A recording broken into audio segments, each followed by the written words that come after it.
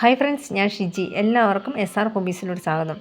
ഇന്നത്തെ നമ്മുടെ വീഡിയോ മഴക്കാലത്ത് നമ്മൾ ഡെയിലി യൂസ് ചെയ്യുന്ന സാധനങ്ങൾ എങ്ങനെ കുറച്ചധികം ഉണ്ടെങ്കിൽ പോലും നമ്മൾ എങ്ങനെ കറക്റ്റായിട്ട് സ്റ്റോർ ചെയ്ത് സൂക്ഷിക്കാം എന്ന് നോക്കാം. ഇനി ഫസ്റ്റ് ടിപ്പ് നോക്കാം. നമ്മൾ മുളക് പൊടിയൊക്കെ പൊടിപ്പിച്ചിപ്പോൾ ഒരുപാട് ഇരിപ്പുണ്ടായിരിക്കും. അത് നമ്മൾ കട്ടയൊന്നും കൊടുത്താതെ അത് നമ്മളെങ്ങനെ ക്ലിയറായിട്ട് സൂക്ഷിച്ച് വയ്ക്കാൻ നോക്കാം. ഇത് ഞാൻ പൊടിപ്പിച്ച് വെച്ചിരുന്ന മുളക് പൊടിയാണ്, നിറച്ചുണ്ടായിരുന്നു. ഇപ്പോൾ ഇത്രേ ഉള്ളൂ. ഇനി ഇതിലോട്ട് നമുക്ക് ഉപ്പിട്ട് മിക്സ് ചെയ്ത് വെച്ചാൽ മതി. ഞാൻ അങ്ങനെയാണ് വെച്ചിരുന്നത്. നമ്മൾ പൊടിപ്പിച്ച് വയ്ക്കുവാണെങ്കിൽ 2 പാത്രത്തിലൊക്കെ അല്ലേ നമ്മൾ വയ്ക്കുകയുള്ളൂ. ഒന്നിച്ച് ഡെയിലി യൂസ് ചെയ്യണത് നമ്മളൊന്ന് മാറ്റി വയ്ക്കണം. എന്നിട്ടിങ്ങനെ ഉപ്പിട്ട് മിക്സ് ചെയ്ത് കൊടുത്താൽ മതി. ഒരുപാട് കാലം അതിൻ്റെ ഫ്രഷ്നെസ്സൊക്കെ നഷ്ടപ്പെടാതെ അവസാനം വരെ നമുക്ക് യൂസ് ചെയ്യാൻ സാധിക്കും.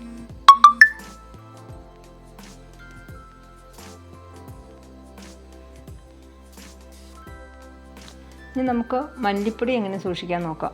ഈ മുളക് പൊടി കുറച്ചെടുത്ത് നമുക്ക് മല്ലിപ്പൊടിയിലോട്ട് മിക്സ് ചെയ്ത് കൊടുത്താൽ മതി. അത് നമുക്ക് അതിൻ്റെ ഫ്രഷ്നെസ്സൊക്കെ നഷ്ടപ്പെടാതെ 1 വർഷം വരെ നമുക്ക് കേടാവാതെ യൂസ് ചെയ്യാൻ സാധിക്കും.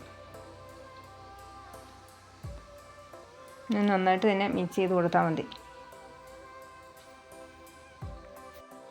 ഇനി നമുക്ക് പപ്പടമൊക്കെ പൊട്ടിച്ചതിന് ശേഷം പെട്ടെന്ന് തന്നെ അത് തണുത്ത് പോകും. നമ്മൾ എയർ ടൈറ്റായിട്ട് വെച്ചാൽ പോലും അതൊന്നും ഇല്ലാതിരിക്കാൻ വേണ്ടി നമ്മൾ ഉലുവ സൂക്ഷിക്കുന്ന പാത്രത്തിലോ അല്ലെങ്കിൽ ഉലുവ കുറച്ച് ഇട്ടതിന് ശേഷം നമ്മൾ പൊട്ടിച്ച പപ്പടം അതിൻ്റെ മുകളിലോട്ട് ഇങ്ങനെ കവറിലാക്കി തന്നെ വെച്ച് കൊടുത്താൽ മതി.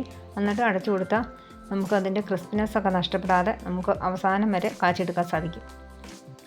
നിങ്ങളും ഇതുപോലെ ചെയ്ത് നോക്കുക. ഇനി നെക്സ്റ്റ് ടിപ്പ് നോക്കാം. നമ്മൾ തേങ്ങാമുറിയൊക്കെ നമ്മൾ പെട്ടെന്ന് തന്നെ കേടാവുന്ന ഒന്നാണ് തേങ്ങാമുറി. അത് നമ്മൾ ഒരു തുള്ളി വെളിച്ചെണ്ണ ഒഴിച്ചതിന് ശേഷം മൊത്തത്തിലൊന്ന് സ്പ്രെഡാക്കി കൊടുത്താൽ മതി. എന്നിട്ട് നമുക്കൊരു അടപ്പ് പാത്രത്തിലോ അല്ലെങ്കിൽ ഏതെങ്കിലും ബോക്സിലാക്കി ഇങ്ങനെ കമഴ്ത്തി വെച്ച് കൊടുത്താൽ മതി. കുറേ ദിവസം ഇരുന്നാലും കേടാവത്തില്ല. ഇതെവിടെ തേങ്ങ ചിരണ്ടിയതിൻ്റെ ബാലൻസ് ഇരുന്നാലും ചുമ്മാ അടപ്പ് പാത്രത്തിൽ മൂടി വെച്ചിട്ട് കാര്യമില്ല. നമ്മൾ എയർ ടൈറ്റായിട്ട് വെക്കണം, അല്ലെങ്കിൽ പെട്ടെന്ന് കേടായി പോകും. നമ്മൾ ഒരു ബോക്സിലാക്കിയോ അല്ലെങ്കിൽ കവറിലാക്കിയോ അത് വെക്കണം. ഇനി ശർക്കര എങ്ങനെ നമുക്ക് പൂപ്പലൊന്നും വരാതെ പിന്നെ അലിഞ്ഞൊന്നും പോകാതെ നമുക്ക് എങ്ങനെ സൂക്ഷിക്കാൻ നോക്കാം. നമ്മൾ ടിഷ്യൂ പേപ്പറിലാക്കി നന്നായിട്ടൊന്ന് പൊതിഞ്ഞ് നമ്മൾ വെച്ചിരുന്ന അത് കേടാവത്തില്ല. അത് നമ്മൾ ഫ്രിഡ്ജിൽ സൂക്ഷിക്കണം. എന്നിട്ട് എയർ ടൈറ്റായിട്ട് ഇതോളം കവറിലോ അതിൽ ബോക്സിലോ ആക്കി നമ്മൾ ഫ്രിഡ്ജിൻ്റെ ഡോറിൻ്റെ സൈഡിൽ വെച്ചാൽ കുറേ നാളത്തിന് കേടാവാതെ യൂസ് ചെയ്യാൻ നമുക്ക് സാധിക്കും, ഒട്ടും പൂപ്പലൊന്നും പിടിക്കാതെ. കടല, പയറ്, പരിപ്പ് വർഗ്ഗങ്ങൾ എങ്ങനെ സ്റ്റോർ ചെയ്ത് വെക്കാൻ നോക്കാം. അതിന് വേണ്ടി ഞാനിപ്പോൾ കടല എടുത്തിട്ടുണ്ട്. കണ്ട വെളുത്തുള്ളിയുടെ കാമ്പും കൂടെ കളയണ്ട, അതും നമുക്ക് യൂസ് ചെയ്യാം. അതിങ്ങനെ കടലയിലൊക്കെ നന്നായിട്ടൊന്ന് താഴ്ത്തി വെച്ചാൽ മതി. കീടങ്ങളൊക്കെ വരാതെ ഇരുന്നോളും. നമ്മളിങ്ങനെ നന്നായിട്ട് അടച്ചു വെച്ചാൽ മതി. ഇത് ഉഴുത് സൂക്ഷിക്കുന്ന പാത്രമാണ്.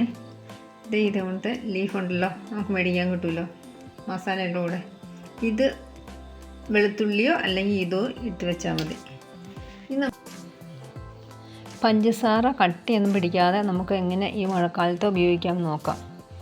ഇതേപോലത്തെ ഐസ്ക്രീമിൻ്റെ സ്റ്റിക്കൊക്കെ ഉണ്ടല്ലോ, നമ്മൾ കഴിച്ചതിന് ശേഷം അത് നന്നായിട്ട് കഴുകി ഉണങ്ങി വെച്ച് ഇതിലോട്ട് ഇങ്ങനെ കുത്തി വെച്ചിരുന്ന ഒട്ടും കട്ടയൊന്നും കെട്ടാതെ ഇരുന്നോളും. നമ്മൾ അല്ലെങ്കിൽ പഞ്ചസാര പാത്രത്തിൽ സ്പൂണൊക്കെ നനഞ്ഞത് വെച്ചാലും പെട്ടെന്ന് കട്ടയൊക്കെ പിടിക്കാതെ മാറിക്കിട്ടും. പിന്നെ ഉറുമ്പ് വന്നിട്ടുണ്ടെങ്കിൽ നമുക്ക് എല്ലാവർക്കും അറിയാം, ഗ്രാമ്പു ഇട്ട് വെച്ചാൽ മതി. ഉറുമ്പിൻ്റെ ശല്യം ഉണ്ടെങ്കിൽ മാറിക്കിട്ടിക്കോളും. അതെല്ലാവർക്കും അറിയാവുന്നതല്ലേ. നിങ്ങളും ഇതേവണമൊക്കെ ഒന്ന് ചെയ്തു നോക്കുക. നമ്മൾ ബിസ്ക്കറ്റൊക്കെ മേടിച്ച് നമ്മൾ കവർ പൊട്ടിച്ച് ഏത് പാത്രത്തിൽ എടുത്താലും 2 ദിവസം കഴിയുമ്പോഴും വേഗം ആ ക്രിസ്പിനെസ്സൊക്കെ നഷ്ടപ്പെട്ട് പോകും. ഇനി നമുക്ക് അതിൻ്റെ ആവശ്യമില്ല. കുറച്ച് പഞ്ചസാര ഇത് തൂകിയതിന് ശേഷം നമ്മളിങ്ങനെ ബിസ്ക്കറ്റ് ഇട്ട് കൊടുത്താൽ മതി. ഇതിൻ്റെ ഇടയിൽ കുറേ പഞ്ചസാര ഇട്ട് കൊടുത്തിട്ടുണ്ട്. ഇപ്പോൾ ഒരാഴ്ചയായി ബിസ്ക്കറ്റായത് പഞ്ചസാര. എന്നിട്ട് ഫ്രിഡ്ജിൽ വെച്ചിരുന്ന ആ ക്രിസ്പിനെസ് നഷ്ടപ്പെടാതെ ഇരുന്നോളും. നമ്മൾ ഫ്രിഡ്ജിൽ തന്നെ വെച്ചാൽ മതി. ഇനി നെക്സ്റ്റ് ടിപ്പ് നോക്കാം. നമ്മൾ അരിയൊക്കെ കുറച്ച് കൂടുതൽ മേടിക്കുമ്പോൾ ചിലപ്പോൾ കുത്തിനൊക്കെ കയറിപ്പോവും, ചെള്ളൊക്കെ വരാറുണ്ട്. അതൊന്നും ഇല്ലാതിരിക്കാൻ വേണ്ടി നമ്മൾ ചെള്ള് കയറിയ അരിയും കുത്തിനൊക്കെ കയറിയ അരിയും അതൊക്കെ എങ്ങനെയാണ് മാറ്റിയെടുത്ത് നമുക്ക് സൂക്ഷിക്കാം എന്ന് നോക്കാം. അതിനുവേണ്ടി ഞാനിപ്പോൾ ഇതവണ്ണം പരന്ന ഒരു പാത്രത്തിലോട്ടാക്കി കൊടുത്തിട്ടുണ്ട്. നമുക്ക് മുറത്തിലോട്ടൊക്കെ നമുക്ക് ഇട്ട് കൊടുത്തതിന് ശേഷം ഇനി നമുക്ക് അതിനകത്തോട്ട് വേണ്ടത് മുളക് പൊടിയാണ്. മുളക് പൊടി നമുക്കൊന്ന് ചൂടാക്കി എടുക്കണം.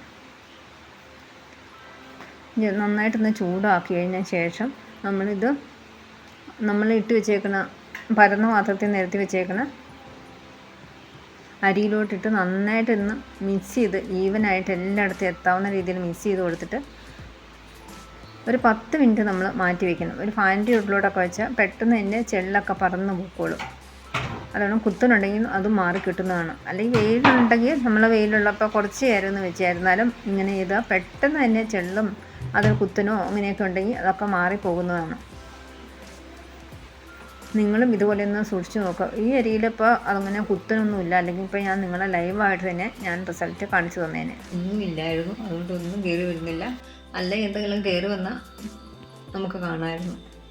ഇതല്ലാതെ നമുക്ക് വേറെ ടിപ്പുണ്ട്. നമ്മുടെ വീട്ടിൽ ഇതുപോലത്തെ വിനാഗിരിയൊക്കെ ഉണ്ടല്ലോ, ഇതിൽ 1-2 തുള്ളി നമ്മുടെ അരിയിലനുസരിച്ച് 2-3 തുള്ളിയൊക്കെ കൂടുതൽ ഒഴിച്ചാലും കുഴപ്പമില്ല. ഇന്ന് ഈ അരിയിലോട്ട് മിക്സ് ചെയ്ത് കൊടുത്താൽ തന്നെ വിനാഗിരി ഇപ്പം നല്ലൊരു ഇതൊക്കെ ഇല്ലേ, വിനാഗിരിക്ക് ആസിഡുണ്ടല്ലോ, അപ്പോൾ അതിൻ്റെ അകത്ത് ഇതവണ്ണം ചെള്ളൊന്നും ഇരിക്കത്തില്ല. എന്നാൽ നെക്സ്റ്റ് ടിപ്പ് നോക്കാം.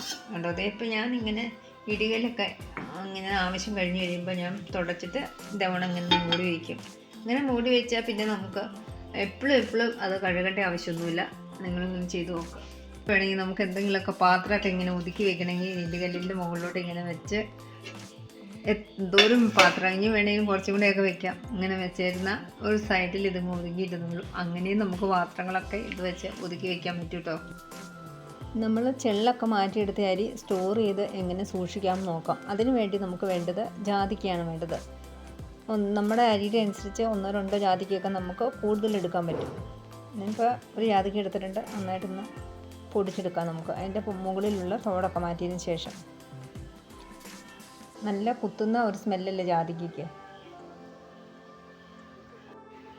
ഞാനിപ്പോൾ ടിഷ്യൂ പേപ്പർ എടുത്തിട്ടുണ്ട്. അല്ലെങ്കിൽ ഒരു കോട്ടൻ്റെ നൈസായിട്ടുള്ള പീസ് എടുത്താലും മതി. നമുക്കതിലോട്ട് ജാതിക്ക ചതച്ചത് നമുക്കങ്ങ് ചേർത്ത് കൊടുക്കാം. നന്നായിട്ടൊന്ന് കവർ ചെയ്ത് കൊടുക്കാം. നമുക്ക് ഒരു കിഴിയാക്കി നമുക്ക് എടുക്കാം. എന്നിട്ട് നമുക്ക് ഇത് അരി സൂക്ഷിക്കുന്ന പാത്രത്തിലോട്ട് നമുക്കങ്ങ് പൊഴുത്തി വെച്ച് കൊടുത്താൽ ഇതിൻ്റെ സ്മെല്ല് കാരണം ഒരു കീടങ്ങളും നമ്മുടെ ഇതിൻ്റെ അകത്ത് അരിക്കകത്ത് ഉണ്ടാകത്തില്ല. ഇന്നത്തെ നമ്മുടെ വീഡിയോ ഇത്രേ ഉള്ളൂ. ഇതൊക്കെയാണ് ഉൾപ്പെടുത്തിയിരിക്കുന്നത്. വീഡിയോ നിങ്ങൾക്ക് ഇഷ്ടപ്പെട്ടെന്ന് ഞാൻ വിചാരിക്കുന്നു. ഇഷ്ടപ്പെട്ടാൽ നമ്മുടെ ചാനൽ സബ്സ്ക്രൈബ് ചെയ്യണം, ആരും മറക്കരുതേ.